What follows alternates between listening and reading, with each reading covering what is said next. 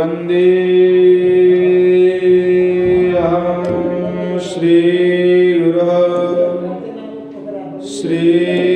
श्रीयुतपदकमलं श्रीगुरून् वैष्णवांश्च श्रीरूपं साग्रजातं सहगण रघुनाथान्वितं तं सजीवं साद्वैतं सावधूतं परिजनसहितं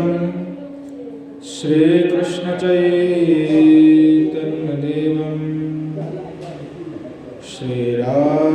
श्रीराधाकृष्णपादं सहगण ललिता श्री विशाखान्वितस्य त्वं गोपिका वृषरवेस्तनयान्तिकेशी सेवाधिकारिणि गुरो निजपादपद्मे दास्यं प्रदाय व्रजकाननश्री राधां वृषेवनरसे सुखिनीं सुखावदे आजानुलम्बितभुजो कनकावदातो संकीर्तनैकपितरो कमलायताक्षो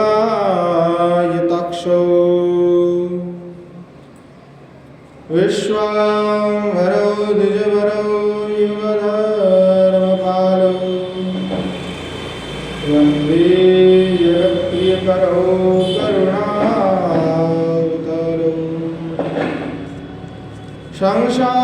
संसारदुःखजलदौ पतितस्य पावनं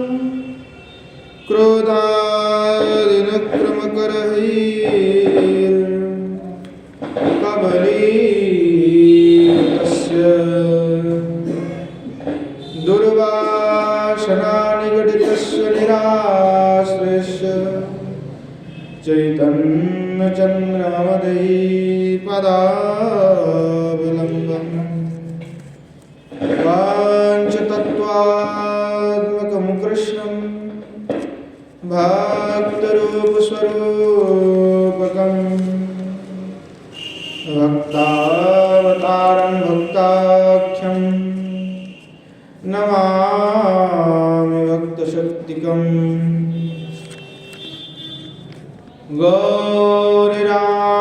गौरीरामसमारम्भां ऐश्वर्याणां च मध्यमाम् अस्मदाचार्यपर्यन्तं वन्दे गुरुपरम्पराम्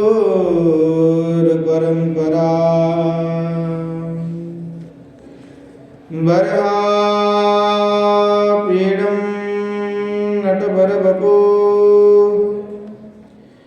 कर्ण्यो कर्णिकारं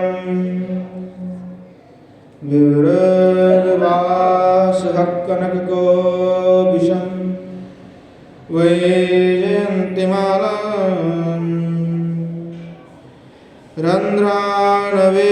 रन्ध्राणवीरधरसुदया पूरयन् गोपवृन्दे वृन्दारण्यं सपदरमणं प्राविशद्गीतकीर्तिः बर्हापीडाभिरामं मृगमदतिलकं कुण्डलाक्रान्तकण्डं कञ्जाक्षं कम्बुकण्ठं स्मितशुभगमुखं स्वादरे न्यस्तवेणुं श्यामं शान्तं त्रिभङ्गं रविकरवसनं भूषितं वैजयन्त्या वन्दे वृन्दावनस्थयुवतिशतवृतं ब्रह्मगोपालवेशम् अस्ति स्वस्तुरुणी कराग्रविगलत्कल्पप्रसूनाप्लुतं वस्तु प्रस्तुतवेन नादलहरि निर्वाण निर्व्याकुलम् स्रस्तनिबद्धने विविलसन् गोपीसहस्रावृतम् हस्तन्यास्तनतापवर्गमखिल द्वारं किशोराकृति राधा करावचितपाल्लववल्लरी की राधा पदांक विलसन मधुरस्थली की राधा यशमुखरमत्त खगावली की राधा विहार विपिने रमता मनो में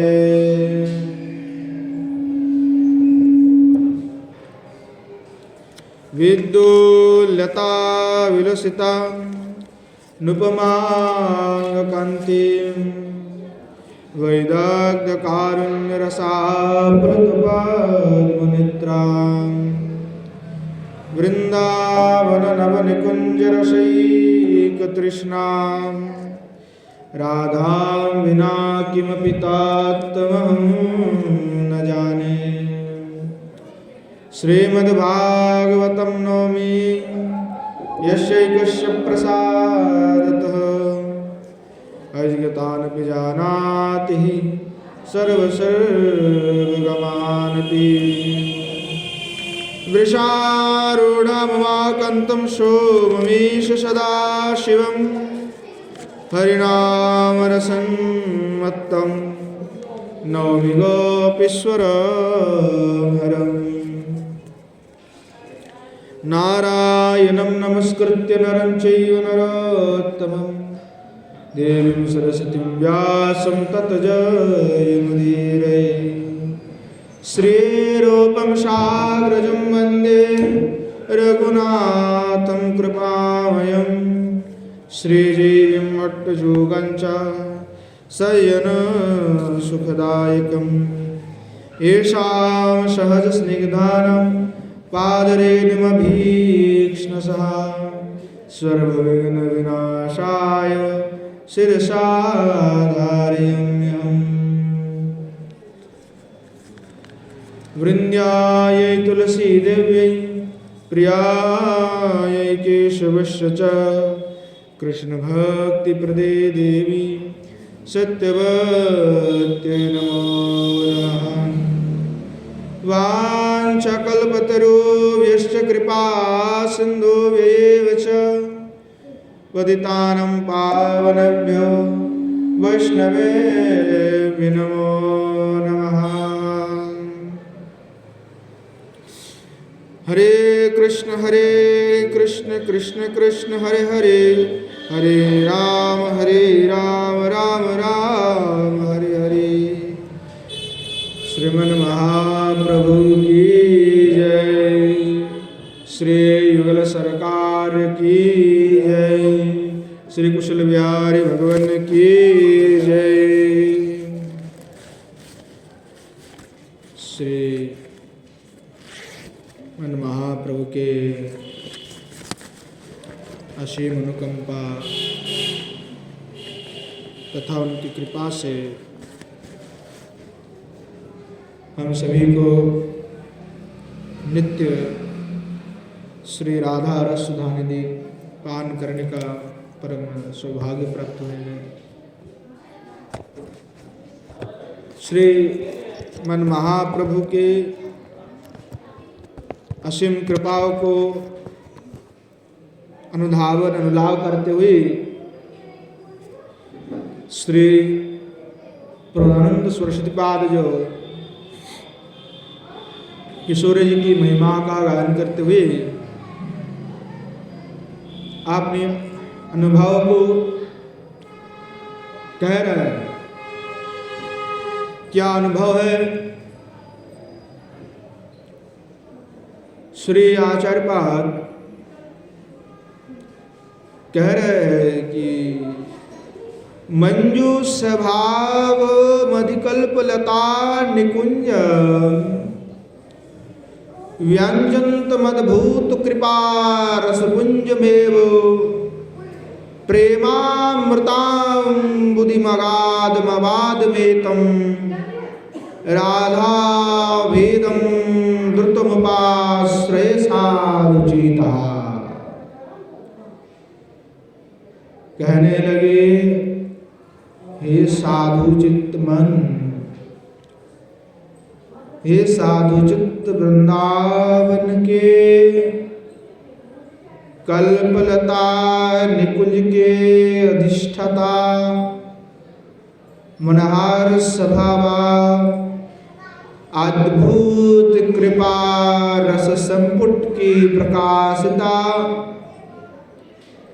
और प्रेमामृत की अगाध सिंधु स्वरूपा श्री राधा नामक वस्तु का तुम शीघ्र ही आश्रय ग्रहण करो। श्री गोस्वामीपाद श्री किशोर जी को कहने लगे कि किशोर जी अद्भुत रूप गुण माधुर्य का आश्रय स्थल है, उत्पत्ति स्थल है। तो गोस्वामीपाद अपने मन को कहने लगे कि रे मन, साधु चित्त, तुम साधु चित्त हो जाओ। तुम तो साधु हो। जब साधु हो तो साधु किसको कहते हैं वो हमने पिछले दिन में आस्वादन किए थे कि साधु भी प्रज्जितो कैतवः मोक्ष पर्यंत कामना रहित इत्यार्थ, कि जो मोक्षता को छोड़ देने की बात करते हैं, सब कुछ त्याग करते हुए जो मोक्ष की कपट चाह को भी त्याग कर दे, वही एकमात्र साधु है। बाकी दूसरी कामनाओं की बात तो छोड़ ही दो, क्योंकि दूसरी जो भी कामना है वो तो विषय है। भगवद भक्ति परायण, भगवत चिंतन में लगे हुए मोक्ष को भी जो परित्याग कर देता है और भगवत परायण हो जाता है, वही प्रकृत साधु है। तो बिना शरणागति के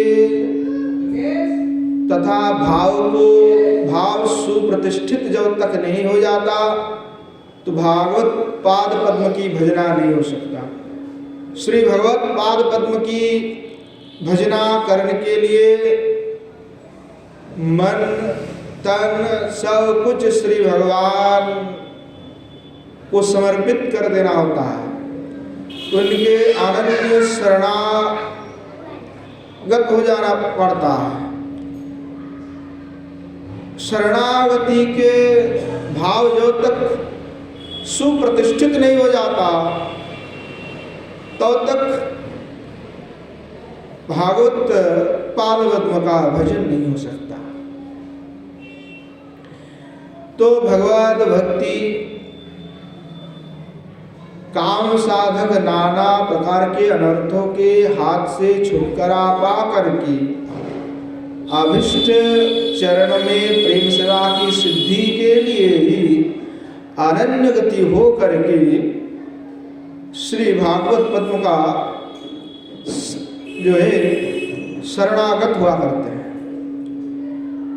कि जिनको दूसरी कामना, दूसरे विषय नहीं चाहिए, वो दूसरी जंजालों का कामना नहीं करते, उन सभी कामनाओं को छोड़ करके वो अनन्य गति हो जाते हैं।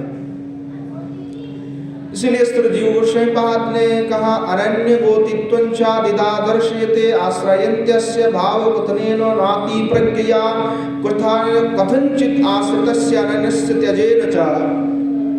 कि श्री गोस्वामीपाद कह रहे भक्ति संदर्भ में कि अनन्य गतित्व जो है वो दो प्रकार से सिद्ध होते हैं अनन्य गतित्व। एक तो अभय अमृत स्वरूप भगवत पाद पद्म को छोड़ अन्य कोई आश्रय नहीं, ऐसे ज्ञान से अनन्यता सिद्ध होता है कि श्री युगल सरकार को छोड़ करके और कुछ भी नहीं है। ये क्या है? तो अनन्यता है। ये ज्ञान जब हो जाता है कि श्री युगल सरकार श्री किशोर जी की श्री चरणारविंद छोड़ करके और कुछ भी नहीं है, युगल सरकार ही एकमात्र हमारे लिए भजनीय है, तब ये अनन्यता सिद्ध होती है। और दूसरी अनन्यता कब सिद्ध होता है कि आनति प्रज्ञावास अन्य का आश्रय लेने पर भी उसे छोड़कर भगवदन्य गतित्व से, इस दो प्रकार से अनन्य गति हो जाता है। पर श्री किशोरी जी की दासिया के प्रण अकेले जो है भगवत पाद पद्म की शरणागति के फल स्वरूप भी उन्हें विचित्र भागवत सेवा रस माधुरी की सेवा जो है उनको प्राप्त है, सेवा पर सिद्धि जो है उनको प्राप्त हुआ है। तो श्री गोसाई पाद अनन्य रूप से शरणागत है, शरणागत है अनन्यता से, उनकी शरणागति अनन्य रूप से शरणागति है। तो गोसाई पाद कह रहे हैं कि श्री राधा नामक जिस परम वस्तु का आश्रय लेना चाहते हैं, श्रीपाद जो राधा नामक परम वस्तु का आश्रय लेने की बात कर रहे हैं, वह राधा मधुर स्निग्ध स्वभाव से युक्तावती है। तो किशोरी जी का ऐसा अद्भुत भाव का वर्णन तो पहले ही गोस्वामी पाद वर्णन किए कि किस प्रकार से करुणामयी है, वैदग्ध्य है, किस प्रकार की कृपाशील है किशोरी जी। तो गोस्वामी पाद वर्णना कर रहे कि किशोरी जी मंजू स्वभावा है, अर्थात मंजू स्वभाव अर्थात मधुर स्निग्ध युक्त है।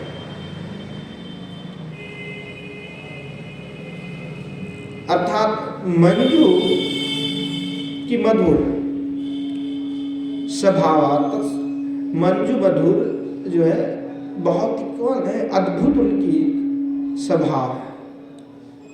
इस मंजू स्वभाव की अभिव्यक्ति होती है श्री कृष्ण के प्रति और सखी मंजरी और जगत जीव के प्रति, जो मंजू स्वभाव श्री गोविंद के प्रति उनके जिस आत्मेंद्रियों प्रति शून्य, आत्मेंद्रियों प्रतिवासना शून्य जो गोविंद सेवा सुख भावमय मंजू स्वभाव की अभिव्यक्ति होती है, उसका रूप बड़े अद्भुत है, बड़े मनोरम है। तो श्री किशोर जी किस प्रकार के मधुर है, किस प्रकार के अनुपम है, तो वो तो तब पता चलता है जब श्री गौरांग महाप्रभु वर्णना करते हैं। क्योंकि श्री किशोर जी का भाव को अंगीकार करके श्री महाप्रभु ने जो आविर्भूत हुए, तो महाप्रभु श्री किशोर जी के ही अद्भुत स्वभाव का उल्लेख कर रहे हैं, किस प्रकार के अद्भुत स्वभाव है किशोर जी के। तो श्री मन महाप्रभु कह रहे हैं, आमी कृष्ण पदोदासी तेहो रसो सुख राशि आलंगिया करे आत्मसात কিবানা যেন দর্শন যারে ন আমার তনুমান তবু তেহ মোর প্রাণনাথ সখী হে শুনো মোর মনের নিশ্চয় আমি কিবা কৃষ্ণ পদদাসী তেহ রস সুকরাশি আলঙ্গিয়া करे आत्मसात। श्रीमन महाप्रभु श्री किशोर जी का भाव को विकार किए हुए है, तो उसी किशोर जी की जो मंजू स्वभाव है और उसका रस माधुरी कितना प्रबल है, उसका वर्णना श्रीमन महाप्रभु उक्ति में झलकता है। बोले आमी कृष्ण पददासी, मैं तो कृष्ण का दासी हूँ, पददासी। तेओ रस सुख राशि, और वो कैसा है? सुख का रस का राशि है, रस सुख का राशि। राशि जैसे सूर्य में राशि होता है, अनंत है। बोले आलंगिया करे आत्मसात, बोले मुझे आलिंगन करके आत्मसात कर लेते, एक कर लेना आत्मसात। बोले कीबा ना देनो दर्शन, बोले न चाहे वो दर्शन दे या ना दे, जारे नामार तोड़ो मनो, मेरे मन और तन और मन को जारण कर देता है, पागल नहीं कर देता है। और तोबुते हो मोर प्राणनाथ, फिर भी वो मेरा प्राणनाथ है, फिर भी वो मेरे प्राणनाथ है। सखी है सुनो मोर मनेरो निश्चय, सखी तुम मेरा मन की निश्चय को सुनो। कह रहा है कि सखी तुम मेरी मन की निश्चय को सुनो। किबा अनुराग करे किबा दुख दिया मारे, मोर प्राणेश कृष्ण अन्न नय। ছাড়ি অন্য নারীগণ মোর বশ তনুমান, মোর সৌভাग्य प्रकट करिया। बोले कैसा अनुराग जो है वो करते हैं मुझसे, कृष्ण की बात कर रहा है कि देखो कृष्ण मुझसे कैसा अनुराग करते हैं, और पर की बात दुख होती है हमारे, कैसा भी अनुराग वो मुझसे करे अथवा कैसा दुख भी मुझे दे, मोर प्राणेश कृष्ण अन्ननाय। प्राणस्य स्वेति प्राणेशा, इस शब्द का अर्थ ईश्वर। प्राणेश अर्थात मेरे प्राण का ईश्वर तो कृष्ण है, अन्ननाय और कोई भी मेरा प्राण के ईश्वर नहीं है। छाड़ी अन्न नारीगण मोर बश तनुमान, मोर सौभाग्य प्रकट करिया। बोले समस्त गोपियों को छोड़ दिए, मोर बश तनुमान, उनका तनु और मन जो है मेरे बस में है। मोर सौभाग्य प्रकट करिया, तासवारे दिन पीड़ा आवासने करे पीड़ा, সেই नारी गणे देखाइया। बोले मेरे सौभाग्य को कृष्ण प्रकट कर देता है। क्या नहीं बोले तासवारे दिन पीड़ा, अर्थात इन गोपियों को जब छोड़ देते हैं भगवान, तो उन गोपियों को जो है पीड़ा होता है। बोले तासवारे दिन पीड़ा, अर्थात जो श्री ठाकुर जी किशोर जी के पास आ गए और उन सभी गोपियों को छोड़ दिए, तो दूसरे जो गोपियां हैं उनको तो अभी दुख हो रहा है, हृदय पर पीड़ा हो रहा। तो कह रहे तासवरे तेनो पीड़ा, उन सभी गोपियों को पीड़ा देते हैं। कौन? भगवान श्री श्याम सुंदर। और आमाशने करे क्रीड़ा, अर्थात श्री किशोर जी कह रहे कि वे सबको तो छोड़ दे करके मेरे साथ ही क्रीड़ा करने के लिए लग जाते हैं। और সেই नारी गणे दिखाइया, और वो इस नारियों को दिखा दिखा करके करते क्रीड़ा। देखो किशोर जी कैसा अद्भुत है। इसीलिए तो रास में भी, बसंत रास में श्री भगवान श्याम सुंदर जो है सारे गोपियों को छोड़ करके श्री किशोर जी को अन्वेषण करने के लिए चले गए। इसलिए कहा शतकोटि गोपीते नहाय काम निर्वाह, शतकोटि गोपियों में भी कृष्ण का काम निर्वाह नहीं होता है। बोले किबा अनुराग करे, किबा दुख दिया मारे। पूर्व में कहा कि कैसे भी अनुराग करे कैसे भी दुख दे, उससे कोई फर्क नहीं पड़ता, वो हमारे प्राण का ईश है। तो भगवान हमारे साथ कुछ भी करे, चाहे अच्छा हो हमारे जीवन में चाहे बुरा हो, कभी भगवान को छोड़ना नहीं चाहिए, या भगवान को बुरा भला नहीं कहना चाहिए, क्योंकि जो भी हमें प्राप्त हो रहा है वो अपनी कर्म से प्राप्त है। हम जो कर रहे हैं हमारे क्रियाओं के कारण वो प्राप्त है। इसीलिए लोगों को क्या होता है, कभी कुछ मिलता है तो लोग कहते हैं ठीक है, या उल्टा होता है तो गाली देते, भगवान को उल्टा सीधा बोलने लगते हैं। चाहे हमारे सुख हो चाहे दुख हो, इष्ट के प्रति जो प्रेम है, जो स्नेह है, वो कभी छोड़ना नहीं चाहिए। जो भक्ति है, जो श्रद्धा है, इस इष्ट को कभी भी कुछ नहीं बोलना चाहिए, क्योंकि जो हम भोग रहे हैं वो हमारे कर्म है, किसी दूसरे का कर्म नहीं है, हा? दूसरे का कोई कर्म नहीं है। जो हम भोग रहे हैं वो हमारे द्वारा है। इसलिए हम अपने कर्मों का फल किसी दूसरे को तो उसके लिए दायी नहीं कर सकते कि ये आपने करवाया, भगवान ने कराया, चाहे वो कराया, आप उपलक्ष पर कुछ बोल नहीं सकते, तो आपका कर्म का फल।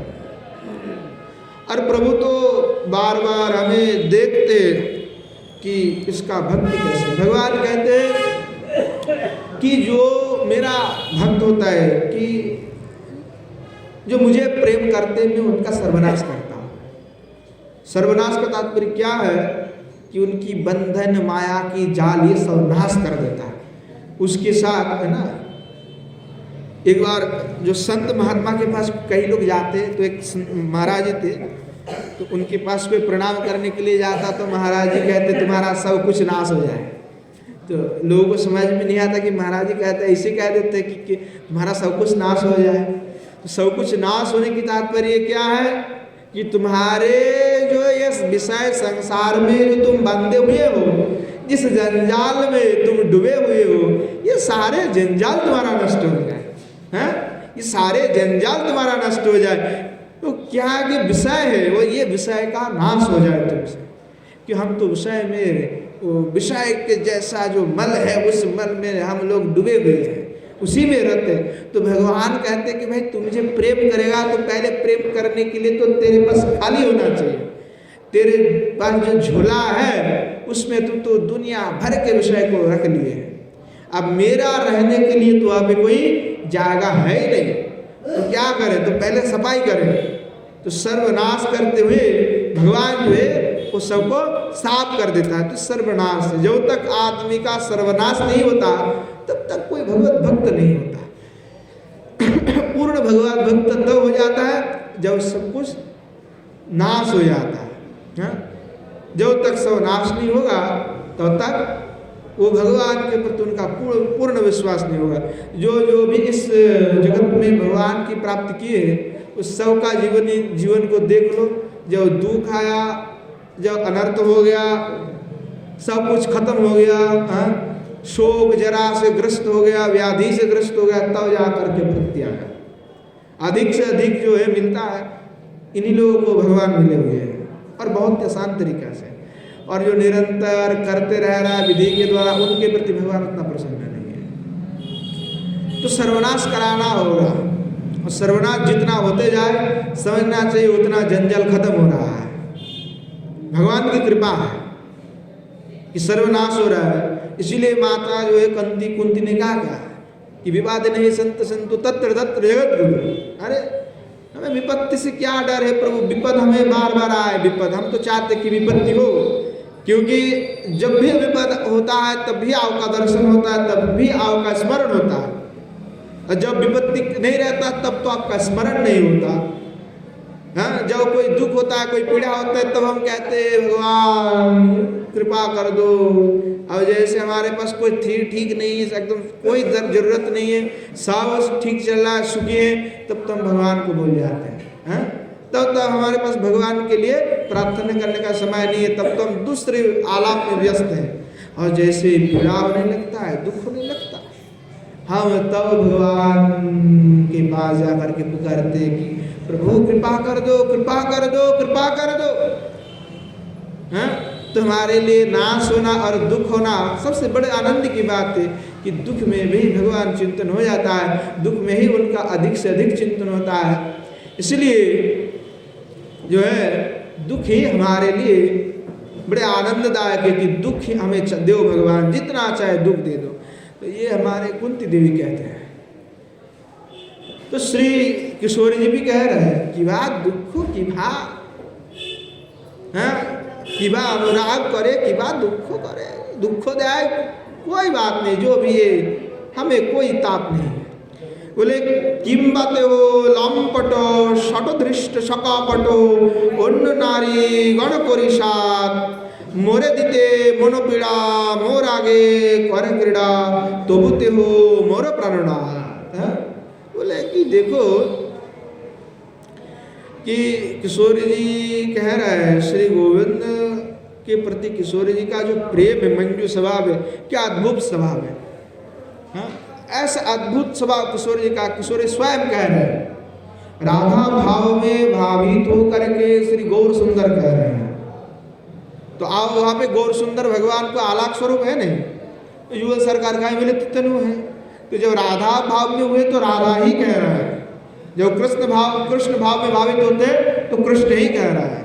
तो राधा भाव में भावित होकर के कहने लगे कि बातें हो लंपटो, बोले बड़े लंपट है, कृष्ण को बोले लंपट है। शब्द से बहुत लोगों को तकलीफ होता है, तो किशोरी जी कह रहे हैं लंपट यानी जो है दूसरे के पास जाता है। बोले की बातें हो लंपटो शट दृष्ट कपटो, बोले शट भी है, दृष्ट भी है, कपट भी है। हाँ, शटता भी करते हैं, दृष्टता भी करते हैं, और कपटता में तो शिरोमणि है। और दूसरे के पास जाते और आकर के कहते कि नहीं नहीं नहीं नहीं, मैंने तो कभी नहीं गया, मुझे तो पता ही नहीं था, मैं तो यहीं पे था। अब पूछ लो हमारे सखाओं से, हम तो किसी के पास भी नहीं गए। तो ऐसे सकपट है, दृष्ट है, जो कुछ क्रीड़ा होता है तो क्रीड़ा में 2 नंबर ही करते हैं जीतने के लिए। तो शट भी है, दृष्ट भी है, कपट भी है।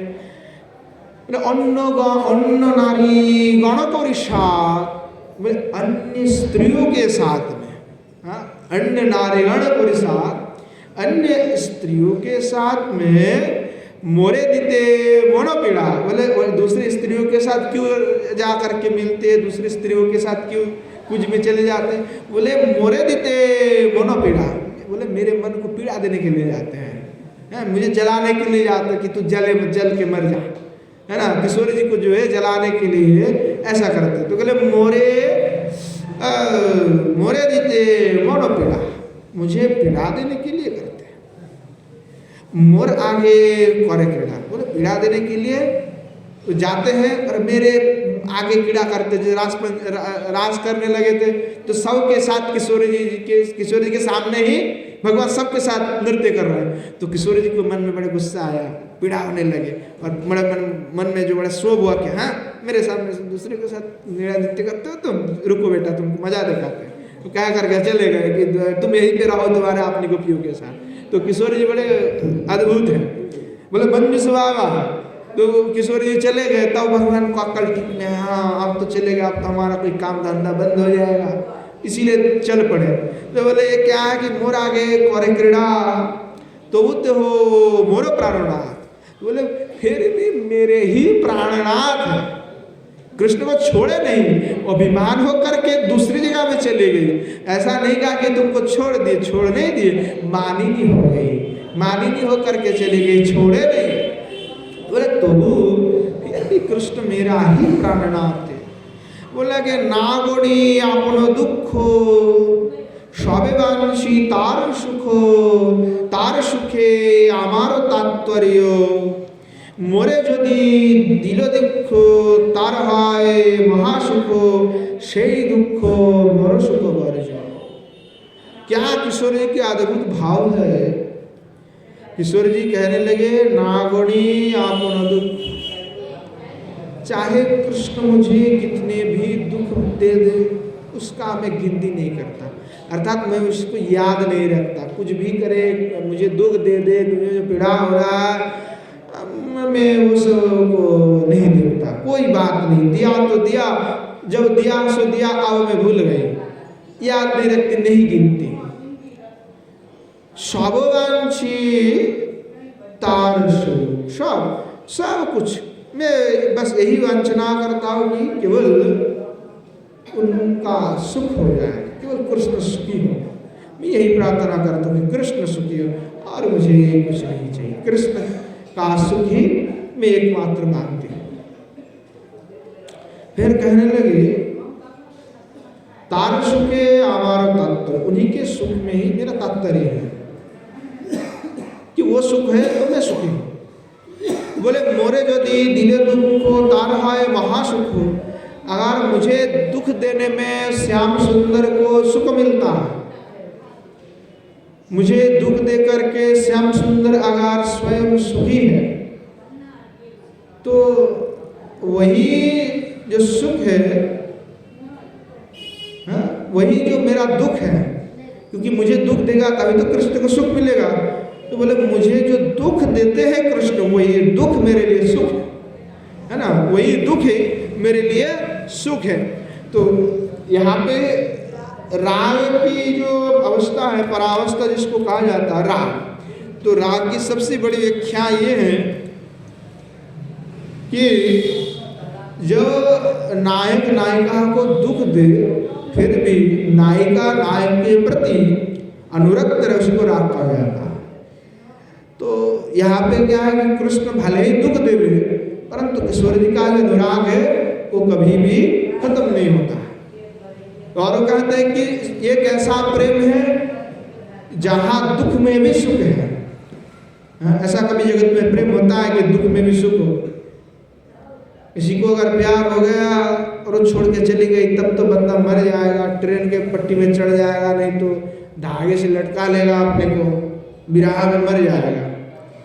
तो सनातन गोस्वामी पाद जो श्री भागवत की टीका में कहते हैं कि जगत के संसार के लोग जो है किसी एक स्त्री पुरुष में प्रेम होता ही नहीं है, छलावा है और कुछ नहीं। बोले क्यों? बोले जहाँ विराह नहीं होता है, विराह के बिना प्रेम की पुष्टि नहीं होता। तो इस संसार में विराह को कोई सहन नहीं कर सकता। विराह होगा तो या तो मर जाएगा या तो फिर पुनः दूसरे किसी के पास चले जाएगा।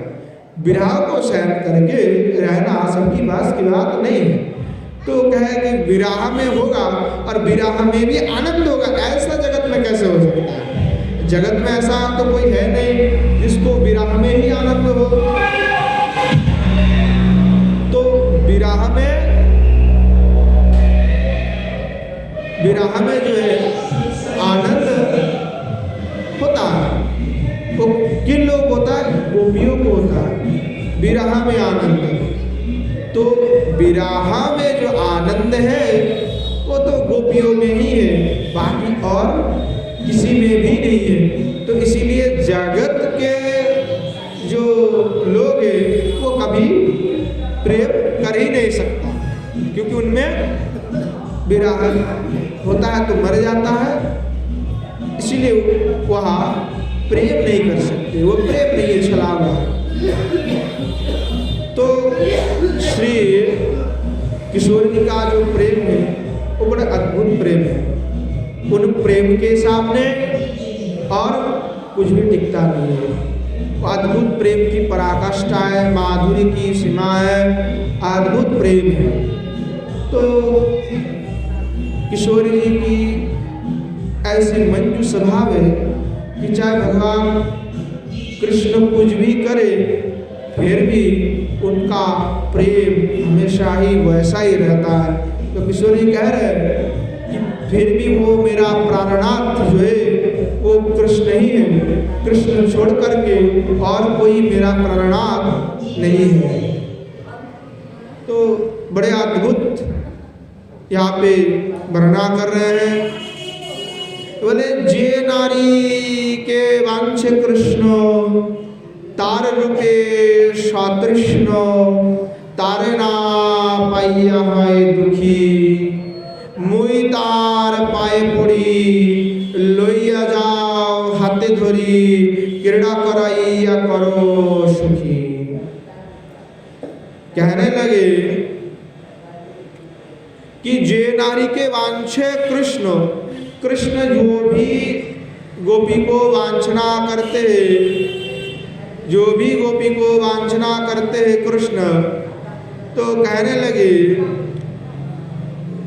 तार रूपे सतृष्ण तारना पाइया दुखी, कि कृष्ण जिस गोपी को पसंद करते हैं, वांछना करते हैं, जिनके रूप में स्वतृष्ण हो जाते हैं, वो उनको ना पा करके दुखी हो जाते हैं, उनको ना पा करके जो है दुखी हो जाते हैं।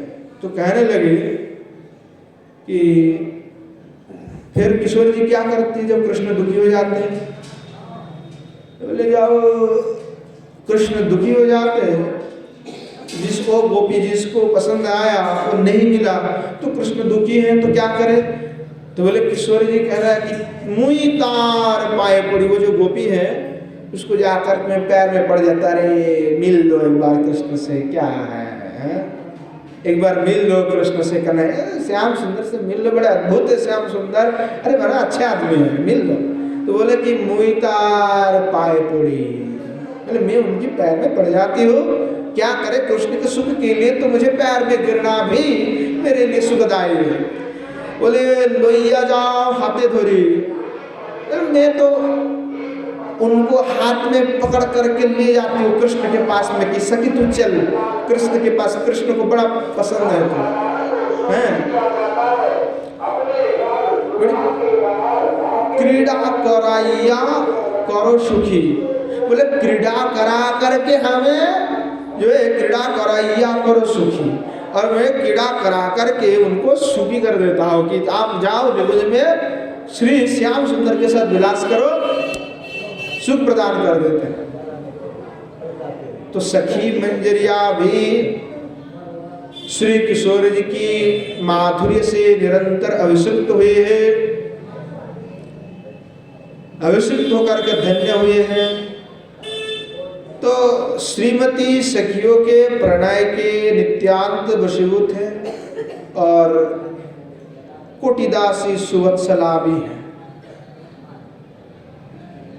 देखो स्वभाव सभी के लिए अपरित्याज्य, स्वभाव को कोई छोड़ नहीं पाता है उतनी जल्दी, और जब एक बार आदत लग जाता है तो वो छोड़ना नहीं जाता, बहुत मुश्किल है छोड़ना।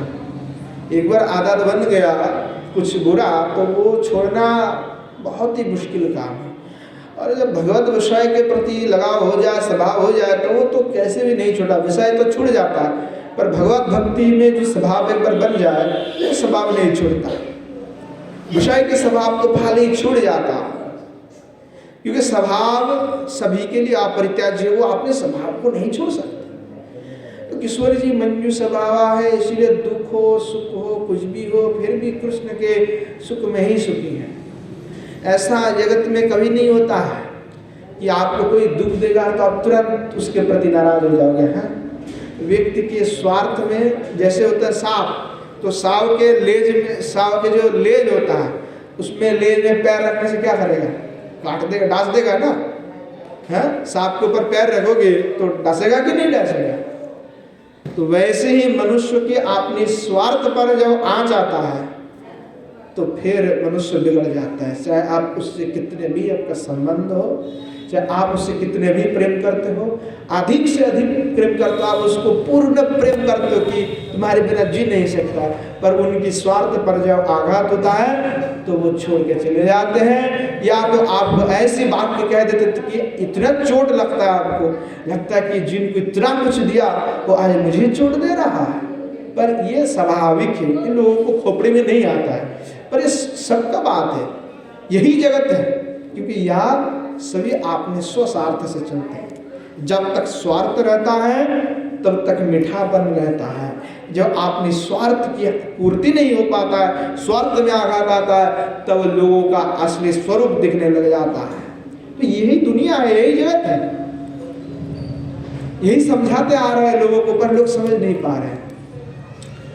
फिर भी लोग दूसरे को प्रेम करने में लगे हुए हैं। दूसरे से प्रेम करके कुछ मिलने वाला तो है नहीं, इसलिए भगवान से प्रेम करना है, किशोर जी से प्रेम करना है। देखो उनकी कोई अंत नहीं है, कभी खत्म नहीं होते हैं। पर ये जगत के लोग कुछ साल के लिए हैं, कुछ महीनों के लिए हैं, पता नहीं कब तक टिकेगा, स्थायी नहीं है। तो किससे प्रेम कर रहे हो?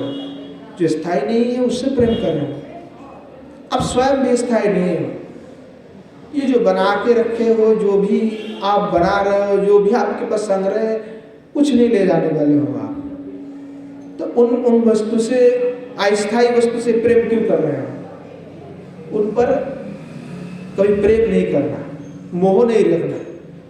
वो ऑन टाइम यूज है, व्यवहार करने के लिए है, जितना आवश्यक कर लिया, मोह नहीं, कोई भय नहीं, कोई डर नहीं।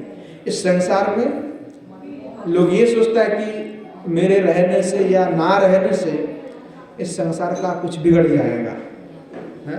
मेरे रहने से या ना रहने से इनका कैसे चलेगा। लोग पहले सोचते कि मैं नहीं रहूँगा तो मेरा बच्चों का क्या होगा। लोग ये सोचते कि मैं नहीं रहूँगा तो मेरा पत्नी का क्या होगा, पति का क्या होगा। क्या लोग मर जाने पर वो लोग नहीं जीते हैं? क्या लोग मरने पर, किसी की मरने पर क्या दूसरा लोग मर जाता है? वो नहीं जीते, अवश्य ही जीते हैं। पर लोग सारा जिंदगी यही सोचने में लगा देता है कि मेरे मरने पर बहुत कुछ हो जाएगा, लोग नहीं रह पाएगा, ये हो जाएगा, वो हो जाएगा। एक बार आप 10 दिन के लिए किसी को बिना बता करके गायब हो जाइए, फिर देखिए कौन आपको याद करता है, कौन आपको ढूंढते फिरता है। इसको क्या फर्क पड़ता है आपकी मरने से, आपकी नहीं रहने पर। इस संसार का, इस पृथ्वी का कुछ आता जाता नहीं है। चाहे आप रहो, चाहे आप ना रहो, उससे किसी को कोई फर्क नहीं पड़ता, किसी को कोई भी फर्क नहीं पड़ता। तो समस्या आपका है। दुनिया के लोग आपके लिए नहीं जीते। बड़े से बड़े व्यक्तित्व जिनके लिए संसार का कल्याण हुआ, वो सब चले गए। बड़े से बड़े सम्राट चले गए। इस संसार का कुछ बिगड़ा है क्या? क्या संसार नहीं चल रहे? हम नहीं जी रहे? सब हम जी रहे हैं, हम वैसे ही चल रहे हैं और आगे भी चलेंगे, कोई फर्क नहीं पड़ता। तो ये सब जान करके भी हम किस मोह में डूबे हुए हैं, किसके लिए डूबे हुए हैं? बड़ा अद्भुत है ये। इसीलिए कहा कि ये माया का संसार, ये प्रपंच है। व्यक्ति जानते हैं, समझते हैं, फिर भी उसी में ही फंसे रहता है, उसी में ही डूबे रहता है। ये प्रपंच है, इसलिए कहा गया महामाया, इसलिए कहा गया। और योग माया भगवान के साथ योग करा देता है। जो माया वो योग माया है, और महामाया क्या है? तो जो प्रपंच में फंसा के रख देता है वो महामाया है। इसलिए योग माया और महामाया स्वरूप में जो है श्री भगवान की शक्ति ही विराजमान है, भगवान की शक्ति। तो कहा कि देखो, जब हम जानते हो सब कुछ, तो इस जगत में भ्रमवश किसी दूसरे के साथ कोई प्रेम अथवा मोह नहीं रखना चाहिए।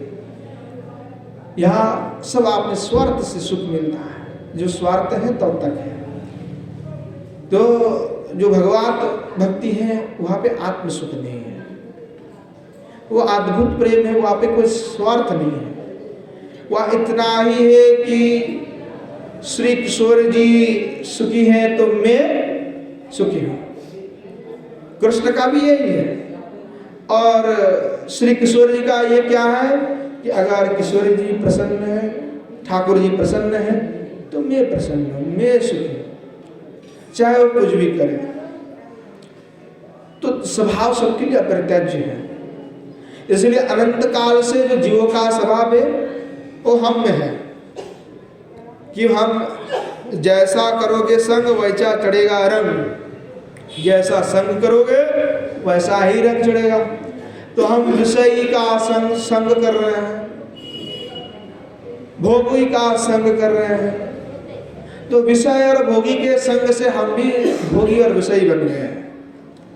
हमारे स्वभाव भी बिगड़े हुए हैं, इसीलिए हमारे लिए भगवान परित्यज्य हैं, विषय परित्यज्य नहीं है।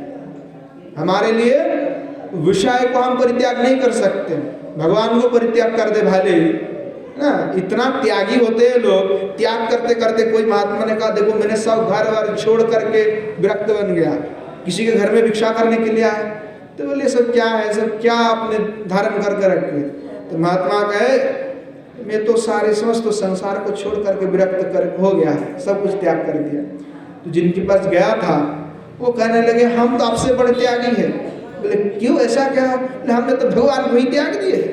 तो भगवान को ही त्याग देने वाले बड़े महात्यागी भी हो जाते हैं संसार में, क्योंकि विषय कैसा प्रपंच को धारण कर लेते। भगवान के भजन के लिए उनके पास एक मिनट समय नहीं है, भगवान के भक्ति के लिए 1 मिनट समय नहीं है दिन में कि एक बार महामंत्र का जप कर ले, एक बार श्री ठाकुर जी को नमन कर ले, इतना समय भी लोगों के पास नहीं है। और भजन की बाकी जो भजन है वो तो छोड़ ही दो। तो हमारे लिए अपरित्याज्य भगवान है, परित्याज्य जो है ग्रहणीय कौन है, तो विषय है। तो पर भगवान कहते कि देखो मैं तो सर्वभूत में समान रूप से हूँ। बड़े भगवान जो बड़े दयालु है, सरल है, और भगवान को जितना गाली पड़ता हो संसार में उतना गाली कोई नहीं खाता। हाँ, हनुमान जी को 2 लड्डू चढ़ा करके कुछ मांग लेते, मिल गया तो सही है, नहीं तो हनुमान जी को तो बुरा वाला कहना पड़ेगा।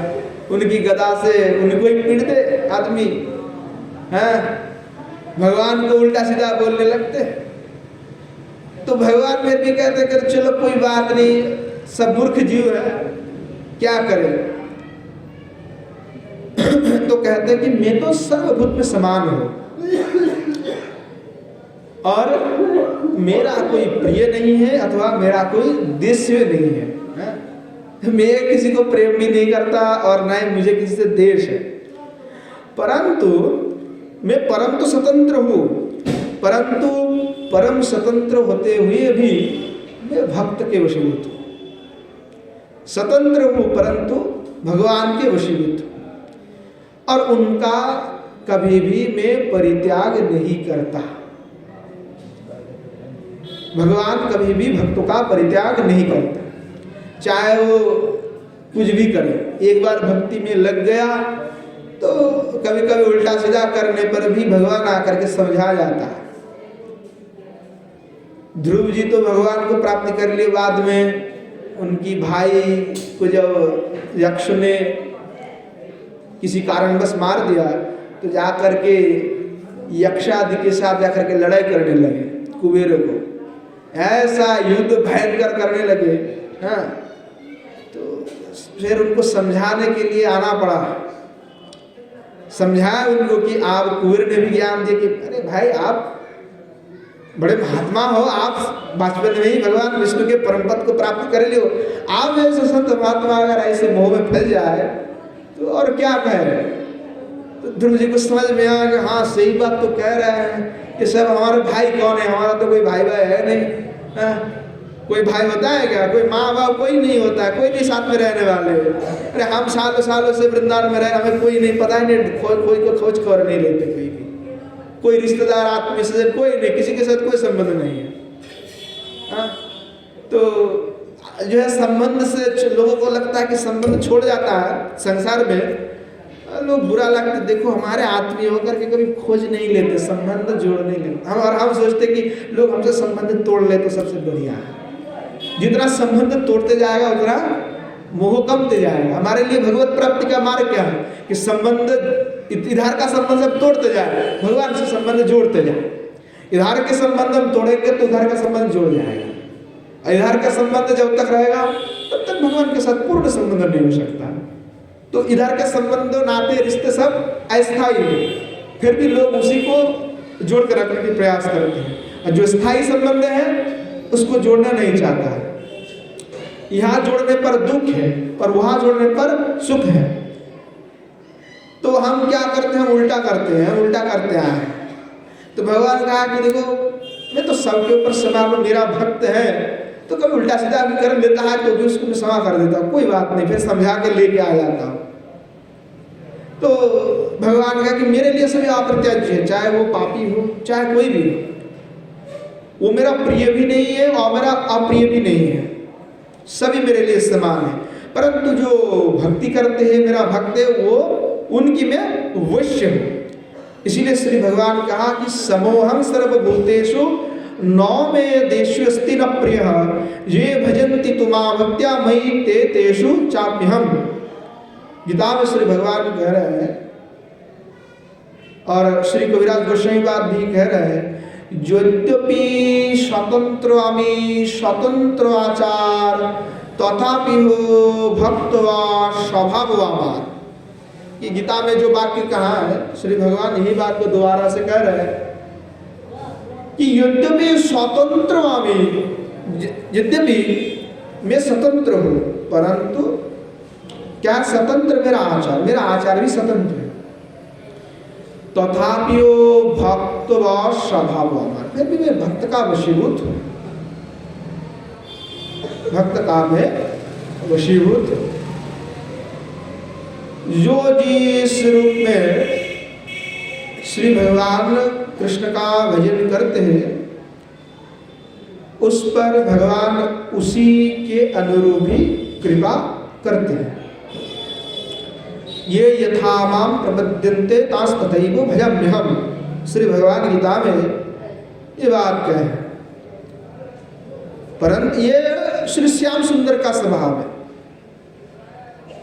परंतु हमारे किशोरी जी का स्वभाव क्या है? मंजू स्वभाव। वही मंजू स्वभाव का व्याख्या चल रहा है 1 घंटा से। मंजू स्वभाव क्या है किशोरी जी का? जितना अनुकंपा है। पहले तो कहते भगवान कृष्ण ऐसा ऐसा मेरे साथ करते, दुख देते सब कुछ, फिर भी मैं उनको कुछ नहीं कहता, फिर भी मेरे प्राणनाथ वही है। भगवान श्याम सुंदर का तो है भक्तवश्य स्वभाव है कि जो मेरा भक्ति करता है उसी का मैं वशीभूत हूँ, परंतु मेरा कोई प्रिय नहीं, मेरा कोई दस्य नहीं है। समोहम सर्वभूतेषु, सब भूत में मैं, आपके ऊपर भी भगवान का जितना कृपा है मेरे ऊपर भी उतना ही है। इन सभी के ऊपर समान रूप से है, सर्वभूत में भगवान समान रूप से। परंतु फिर कह रहे हैं कि मेरा ना कोई प्रिय है ना दस्य है, परंतु जे भजन्ति, जो मेरा भजन करता है, तू माँ भक्त्या, मेरा भक्ति करता है, भजन करता है, भाई मैं उसका वशीभूत हो जाता हूँ। भगवान कृष्ण की बात है ये। इसीलिए जो है महाभारत में जो श्री भगवान ने प्रतिज्ञा लिया क्या कि मैं अस्त्र का धारण नहीं करूंगा, और इधर हमारे भगवान कहते हैं कि मैं तो अपनी प्रतिज्ञा को रखता हूँ, मैं अपनी प्रतिज्ञा को कभी नहीं तोड़ता। और इधर हमारा भीष्म जी बड़े भगवान के भक्त हैं। भीष्म जी कहा कि अरे कन्हैया कह रहा है कि हम अस्त्र नहीं उठाएंगे, हम प्रतिज्ञा लेते हैं कि भगवान को अस्त्र उठा के ही छोड़ेंगे। भीष्म ने ऐसा प्रचंड प्रताप से युद्ध करना आरंभ किया तो पांडवों में हाकार मच गया कि रोकेगा कौन। आज तक अर्जुन भी सामने टिक नहीं पा रहा है। अर्जुन को धड़ाधड़ बाण से इतना मारा, अर्जुन के पास समय ही नहीं हो रहा है कि जैसे बाण को उठाते हुए तुरंत बाण को काट देते, और ऐसा बाण की अर्जुन के वर्म को भेद करके लग रहा है। भगवान को भी तो एक लग गया है, तो अर्जुन भी बड़े जो है अभी संकित हो गए। तो भगवान देखा, भगवान का ठीक है कोई बात नहीं, हम कर देंगे। इतना क्रोध आ गया भगवान का, भगवान नीचे उतर के जो वही नीचे में टूटा हुआ रथ की चाका था उसको उठा करके मारने के लिए दौड़े। तो भगवान ने जो मारने के लिए दौड़े तो भीष्म जी कहे कि प्रभु हमने तो कहा था, आप तो कह रहे थे कि आप अस्त्र नहीं उठाओगे, देखो आप अस्त्र उठाए। तो भगवान क्या कहते, अरे भीष्म तुम क्या समझो, मैं कभी अपनी प्रतिज्ञा को नहीं तोड़ता, तुम तो मेरा भक्त हो, इसीलिए तुमने कहा, इसीलिए मैंने किया। मैं तो पहले से प्रतिज्ञा करके बैठा हूं कि मैं भक्त का अवश्य हूँ। तो जो भक्त कहेगा वो मुझे सुनना पड़ेगा, उससे मेरा प्रतिज्ञा टूटे या रहे उससे कोई फर्क नहीं पड़ता, क्योंकि एक प्रतिज्ञा को रक्षा करने के लिए तो मुझे करना ही पड़ेगा।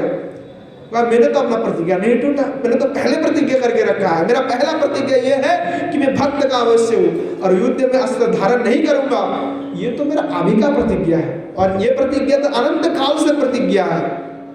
अनंत काल से यह प्रतिज्ञा है कि मैं भक्त का अवश्य हूं।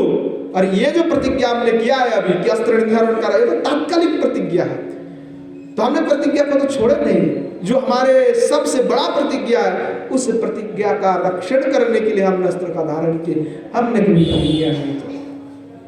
तो भगवान भक्त का वशीभूत है, और जय कुछ भी करे भगवान उनके प्रति हमेशा ही कृपाशील है। पर जो भजन करता है उसके प्रति श्याम सुंदर प्रसन्न है, जो भजन नहीं करते उनके प्रति प्रसन्न नहीं है। परंतु भगवान कह रहे नहीं, वो मेरे लिए देशी भी नहीं है, मैं उनके प्रति देशी भी नहीं हूं। समान रूप से, ना देश है ना प्रेम है ना अवश्यता है, समान रूप से मैं उनको स्नेह करता हूं, क्योंकि मेरा ही बालक है। वयम अमृतस्य देवता है, वयम अमृतस्य पुत्र, हम सभी देवता के पुत्र हैं सभी, इसमें कोई भेदभाव नहीं। तो कहते हैं भगवान ये तो श्याम सुंदर के गुण है, परंतु किशोर जी जो मंजू स्वभाव है, तो किशोर जी का स्वभाव ऐसा है कि बिना सोचे समझे विचार करते हुए किशोर जी आत्मदान कर देते हैं। कुछ सोचते नहीं, कोई विचार नहीं कर रहे हैं कि मेरा भक्त है कि नहीं है, पापी है कि तापी है, कि अनाचारी है कि दुराचारी है, ब्राह्मण है कि क्षत्रिय है कि शूद्र है कि चंडाल है कि मोची है, कोई विचार नहीं करे कि मुसलमान है, फिर वो विचार वह नहीं किए, जवन है उसे कोई विचार नहीं है। इसीलिए ये भजन की अपेक्षा भी नहीं करते हैं आत्मदान करने के लिए। और इसी स्वभाव कहाँ देखने को मिलता है, जो श्री गौर सुंदर का प्राकट्य हुए, तो श्री गौर सुंदर में ही किशोर जी का इस मंजू स्वभाव का सबसे बड़ा प्राकट्य देखने को मिलते। किस प्रकार के मंजू स्वभाव श्री मन महाप्रभु में, और मंजू स्वभाव का प्रभाव श्री गौर सुंदर में इसलिए क्योंकि श्री किशोर जी की भाव और कांति को लेकर के श्री मन महाप्रभु जो है अवतीर्ण हुए। इसीलिए बिना विचार किए हुए महाप्रभु जब प्रेम प्रदान कर किए हैं तो विचार नहीं किए, सबको प्रेम दे दिए, सबको हरिनाम दिए। महाप्रभु जब संकीर्तन करते थे तो संकीर्तन में सभी आ जाते थे, कोई विचार नहीं था। पर एक विशेषता है कि जब श्रीमन महाप्रभु किसी को भी प्रेम दिए हैं, उसके बाद वो पहले अनाचारी था परंतु तात्क्षण से अनाचारी नहीं रहा। जब प्रेम दिए तब के बाद पूर्ण रूप से विभक्त बन गए, ऐसा सामर्थ्य है। जगाई माधाई को दिए, जिस दिन उनको प्रेम मिला उसी क्षण से जगाई माधाई एकदम विरक्त हो गए, एकनिष्ठ भक्त बन गए। नित्यानंद प्रभु जब कृपा किए,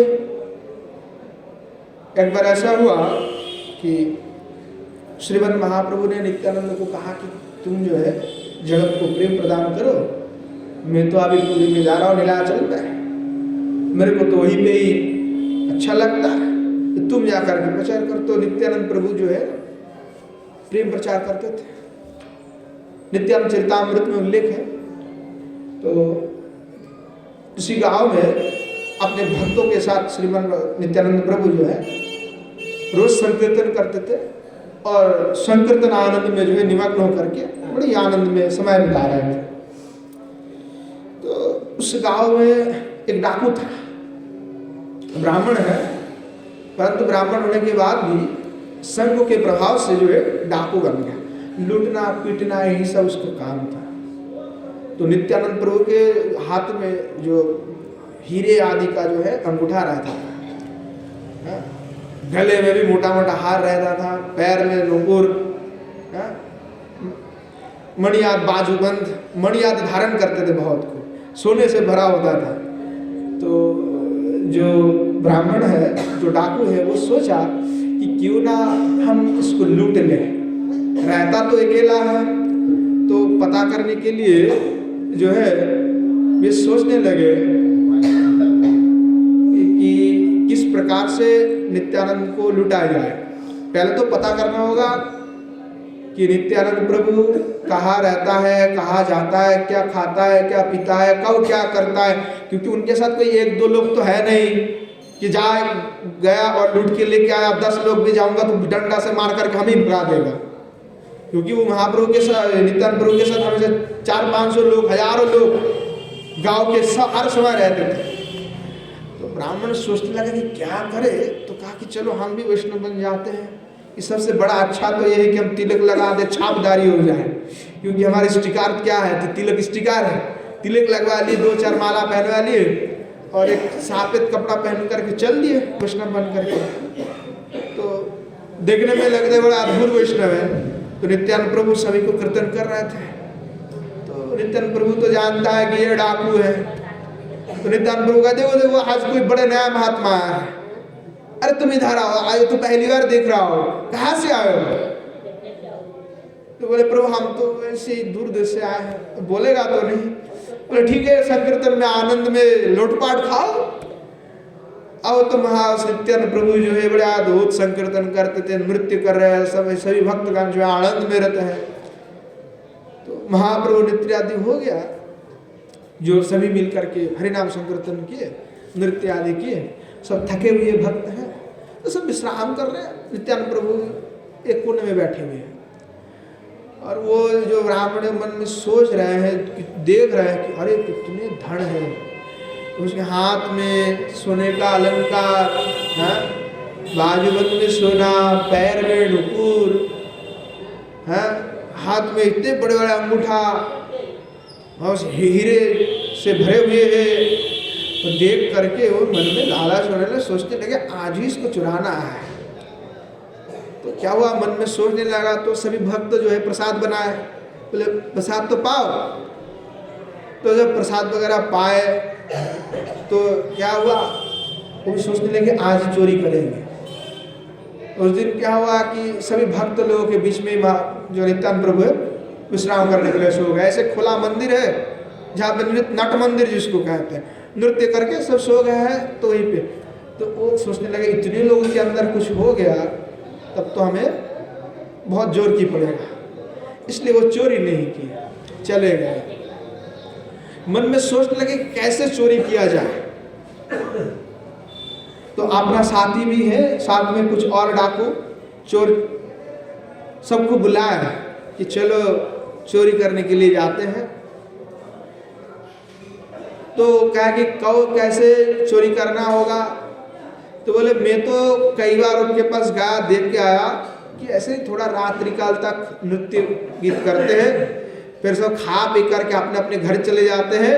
और यही निर्जन जो मंदिर है, निर्जन यानी कोई रहता नहीं है मंदिर पे, कभी कभार कोई रहता होगा, तो इसमें सब क्या करते चले जाते हो। नित्यानंद प्रभु जो है अकेला यहीं पे सो जाता है, यहीं पे रहता है। तो हम लोग गंभीर रात्रि में, तो रात 12-1 बजे जब सब सो जाएगा तो उस समय हम चुपके से जाएंगे और जो ये गोसाई है, साधु है, उसको मार पीट करके सब को छीन ले करके चले आएंगे। बड़े अच्छे से योजना बनवाया। तो पहले दिन गए, सभी अपने साथी को लेकर के, रात्रि हुआ गंभीर, तो 12-1 बजे और नित्यानंद प्रभु सो रहे थे, विश्राम कर रहे। और वो जितने भी चोर डाकू दूर से आए हैं, देखे कि सब गदा ले करके, सब 4 हाथ वाले, जो महापुरुष है 4 हाथ वाले कोई, वो सब गदा ले करके सब टहल दे रहा है। उसको देख करके बड़ा डर लगा। अरे भाई कौन है, इनके पीछे इतने लोग हैं। तो सब डर के मारे में जो है चले आए। तो सोचने का क्यों, कुछ लोग उसमें क्या होता है, रात्रि में जागने के लिए दारू वारू पीता है, तो उस समय भी होता था चोला, तो वो पी करके गए थे। तो उनको लगा कि भ्रम हो गया है कि हम ज़्यादा पी भी लिए हैं, इसलिए कुछ गलत देख रहे हैं। तो वो देख करके चले आया, डर से गए नहीं। फिर उन्होंने मन में सोचा कि अरे ये गलत हो गया कि हमें जो है बलि चढ़ाना पड़ेगा। हमने जो देवी का उपासना नहीं किया है ना, इसलिए हमें लग रहा है ये सब हो नहीं रहे हमारे काम ढंग से, तो इसीलिए किसी का बलि चढ़ाना पड़ेगा। बिना बलि चढ़ाए हुए कुछ काम नहीं होने वाला। तो क्या करें क्या करें? तो बोले एक काम करो, देवी का अच्छे से पूजा वूजा कर लेते, सारा बड़ा मांस से खूब पूजा करेंगे। तो देवी का खूब, चंडिका का मांस मदिरा इत्यादि से तामसिक है, तामसिक प्रवृत्ति के वो सब दे करके बड़े पूजा अर्चना किए। पूजा अर्चना करके बोले चलो आप देवी जी प्रसन्न हो गए हैं, आप चलेंगे चुराने के। अब क्या हुआ, सब करके फिर चले गए। और नित्यानंद प्रभु विश्राम कर रहे थे और जो ब्राह्मण आदि थे सब, उनके सरदार जो है ब्राह्मण है, डाकू अब तो चोर चचड़ा है, साथ में बहुत सारे लोग, सब धन को बांट लेंगे आपस में। तो लेने के लिए, चोरी करने के लिए चले गए।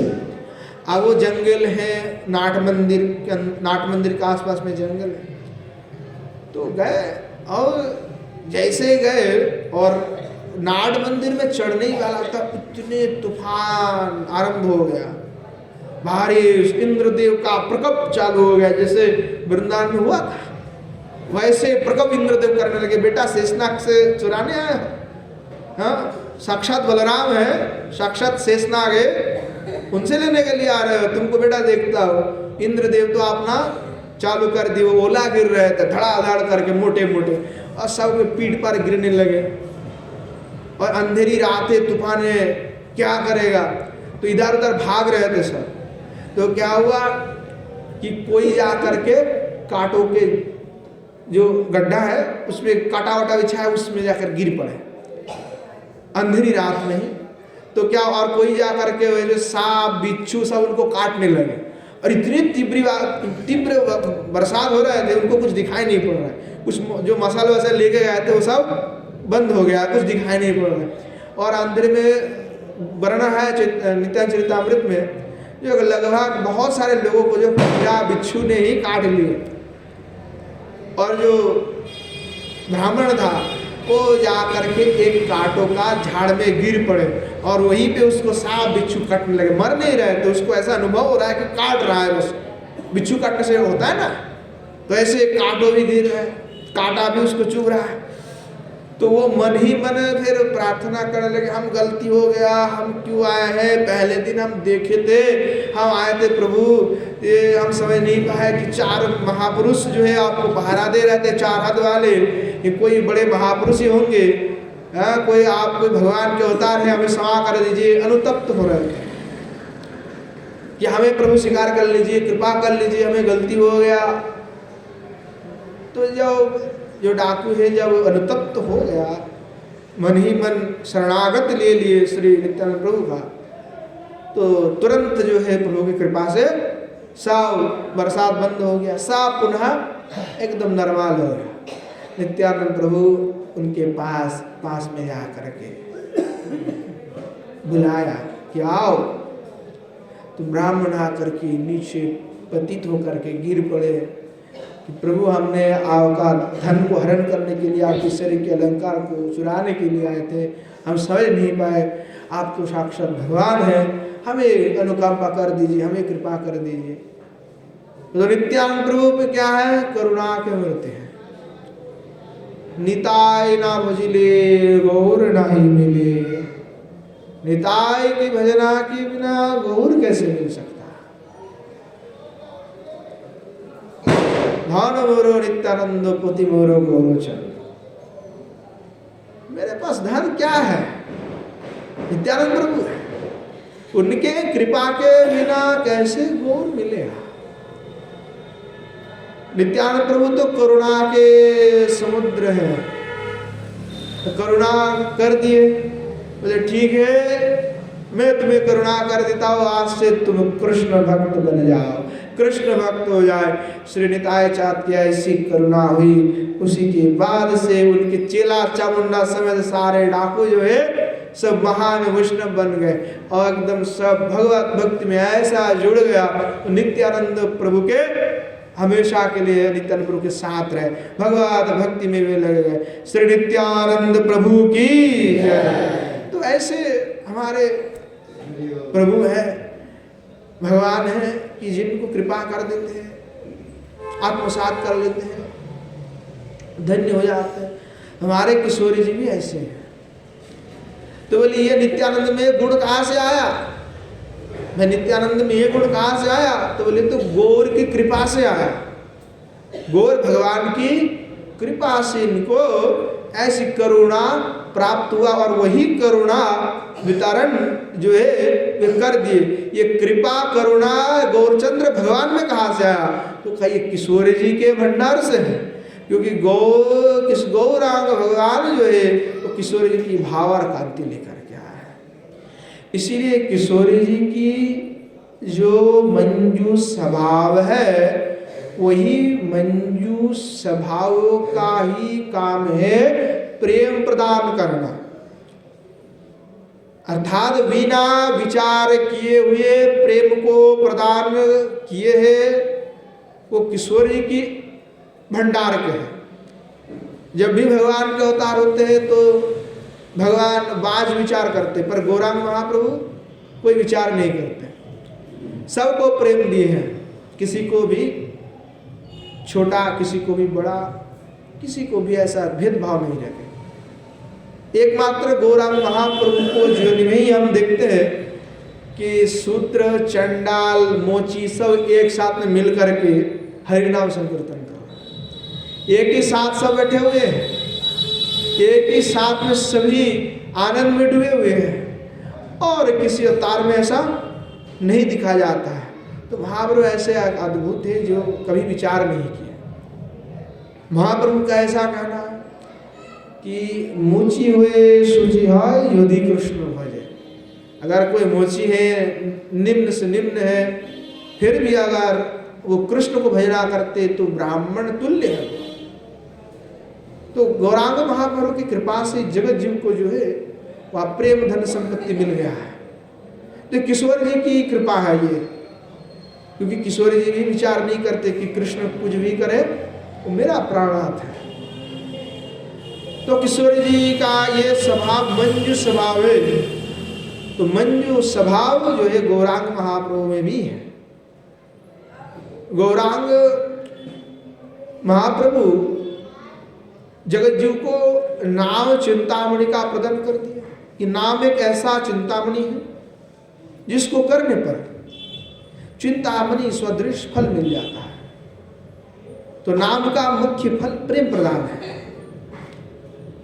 और बाकी सब गौण है, आनुषांगिक है, सब उसके साथ ही मिल जाता है। तो ये भी किशोर जी की भंडार है।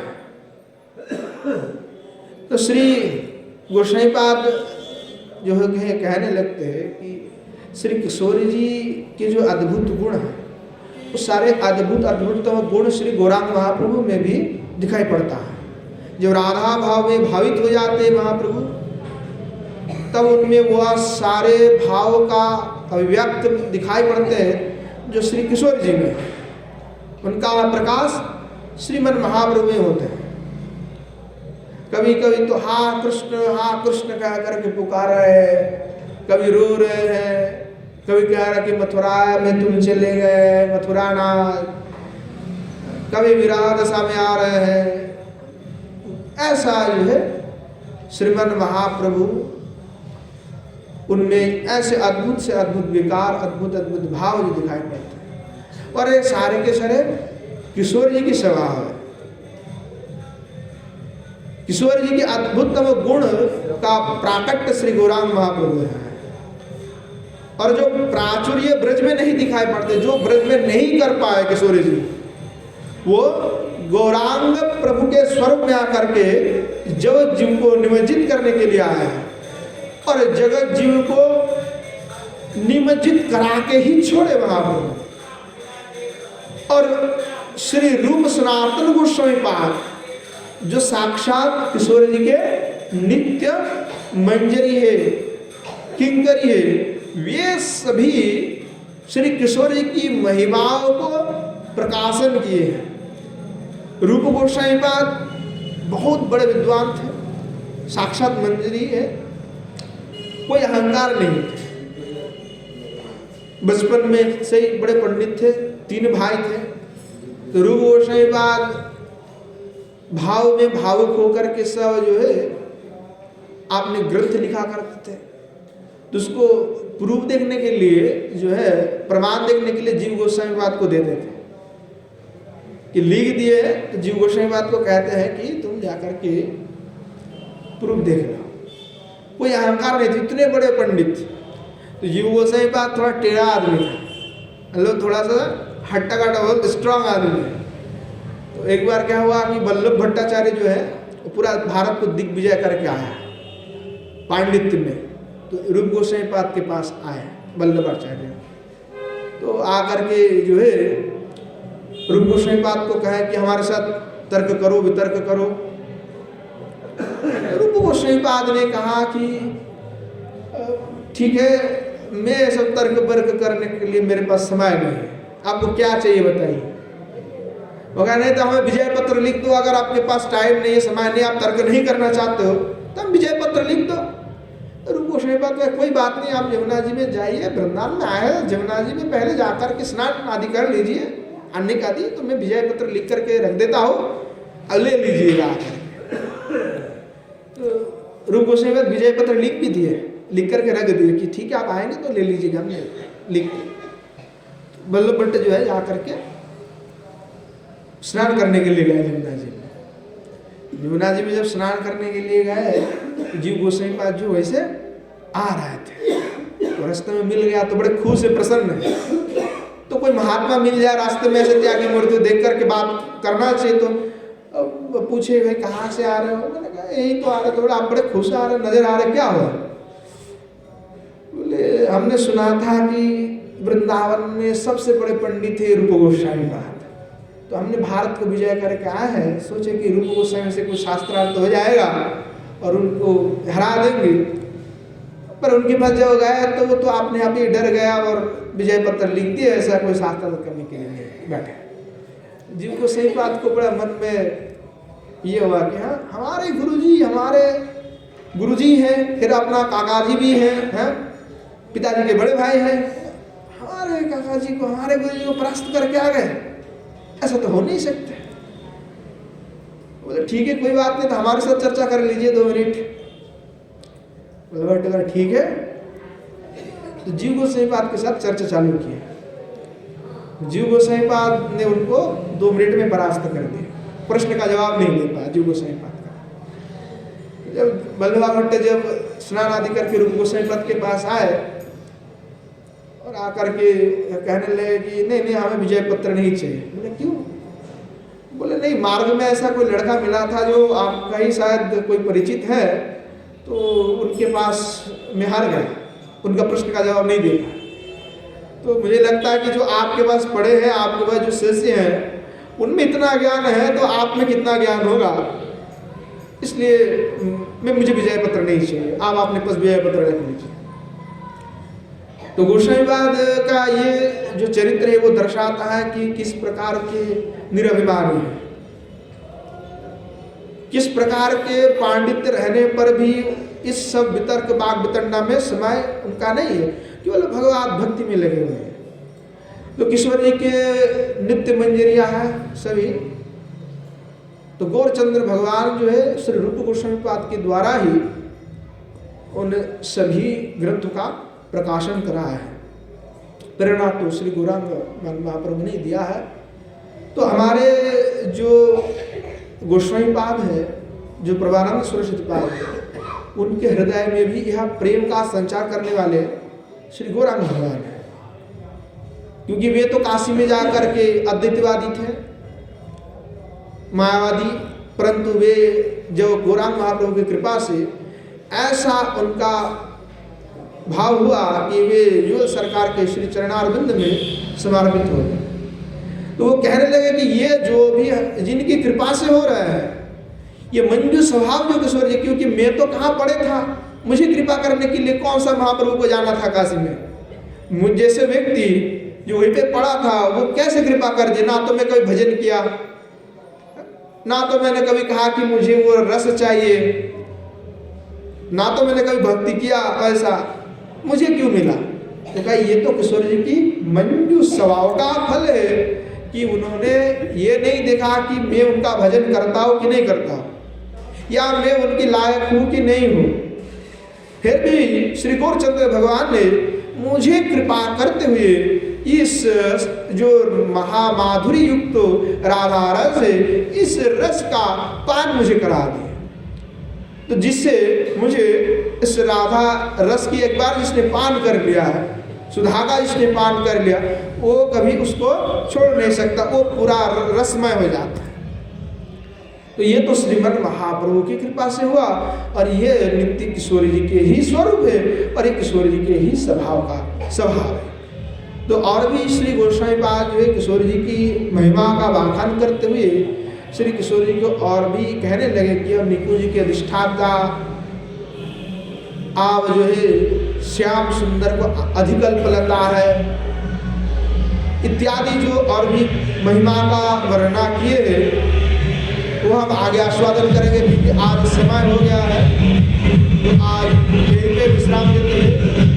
जय जय श्री राधे श्याम निताई गौर हरि बोल। श्रीमद् महाप्रभु की जय। श्रीमद् महाप्रभु के समस्त पार्षद वृंद की जय। श्री नवद्वीप धाम की जय। श्री युगल सरकार की जय। उनके समस्त पार्षद वृंद की जय। श्री गिरिराज गोवर्धन की जय। श्री यमुना मैया की जय। श्री वृंदावन धाम की जय। श्री परमानंद सरस्वती पाद की जय। श्री राधा रस सुधा निधि की जय। समस्त संत वैष्णव भक्त वृंद की जय। आप नाम गुरु गोविंद की जय। आज की कथा की